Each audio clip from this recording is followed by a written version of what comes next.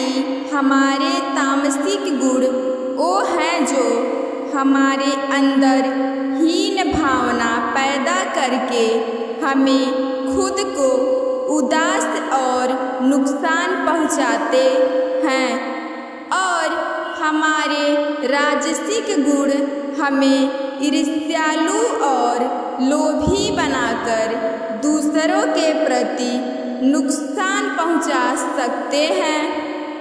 इस परीक्षा के दौरान हर आत्मा को तामसिक और राजसिक गुणों को खत्म करके अपने सात्विक गुणों से परिचित होना पड़ेगा। सात्विक गुण वो हैं जो आत्मा को अपने आसपास की हर चीज से जोड़े और उन्हें प्यार करना सिखाते हैं। इस परीक्षा के दौरान हर आत्मा को जीवन के चारों स्तंभ धर्म, अर्थ, काम और मोक्ष का ज्ञान पाके ही मुक्ति मिलती है।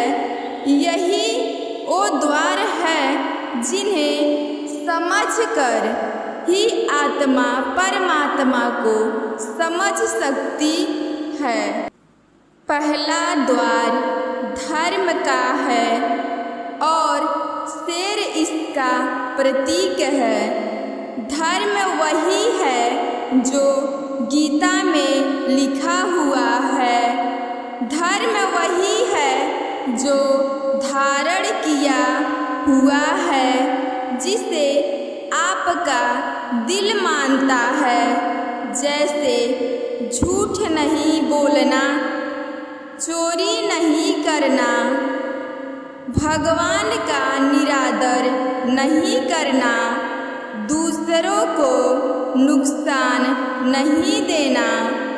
यही सब धर्म है और हर आत्मा को अपने जीवन काल में हर समय धर्म का पालन करना होगा और उसकी रक्षा करनी होगी। दूसरा द्वार अर्थ का है और घोड़ा इसका प्रतीक है। हर आत्मा अपने हर जीवन काल में अपने पृथ्वी पे होने का अर्थ या मूल कारण समझाएगी। इस जिंदगी में भोगने वाली चीज़ें और रिश्तों का आनंद लेगी। अच्छा बेटा और अच्छी बेटी, अच्छा भाई या अच्छी बहन, अच्छा पति या अच्छी पत्नी हर दुनियायाबी रिश्तों पर खरी उतरेगी और इस परीक्षा को पास करेगी। तीसरा द्वार काम का है।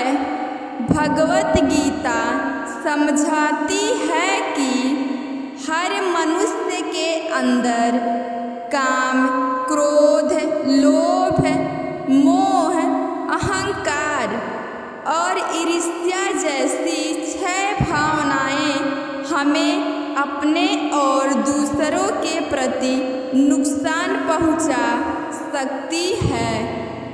इन भावनाओं को हर मनुष्य को हमेशा अपने नियंत्रण में रखना होगा, क्योंकि इनके बहाव में किया हुआ कोई भी काम हमारे जीवन भर की परेशानी का कारण बन सकता है और आत्मा संतोष और सादगी से इन भावनाओं पर हमेशा के लिए विजय पा सकती है।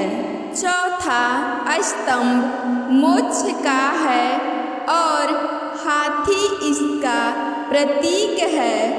इस परीक्षा रूपी जीवन में हर मनुष्य हर समय कुछ इच्छाएं रखता है। कुछ इच्छाएं एक ही जन्म काल में पूरी हो जाती हैं, पर कुछ अधूरी रह जाती हैं और उनके पूरा होने के लिए आत्मा को वापस पृथ्वी पर आना पड़ता है।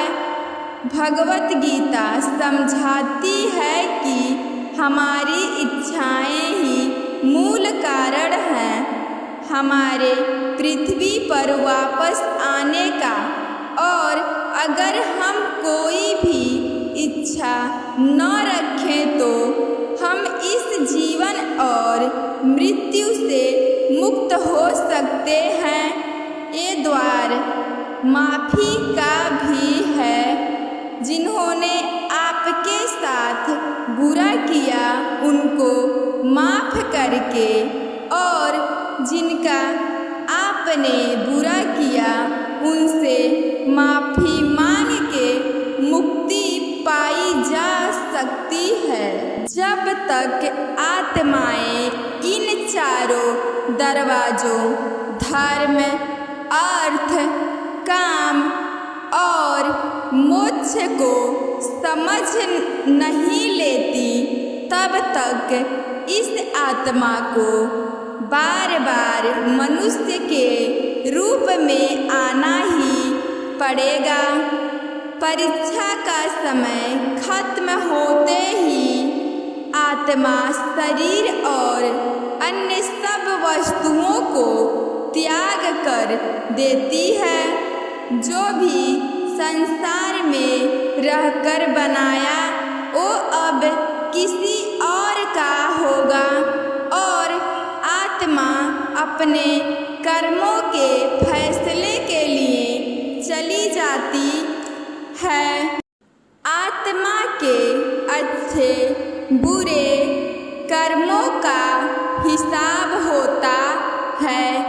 अपने अच्छे कर्मों के लिए आत्मा कुछ वक्त के लिए स्वर्ग और दुष्कर्मों के लिए नरक चली जाती है।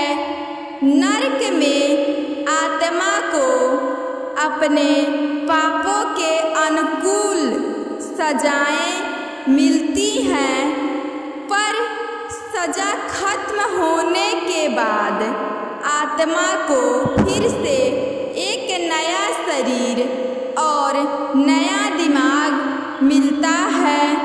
इस परीक्षा में फिर से बैठने के लिए, और हर परीक्षा में वही सब फिर से दोहराया जाएगा।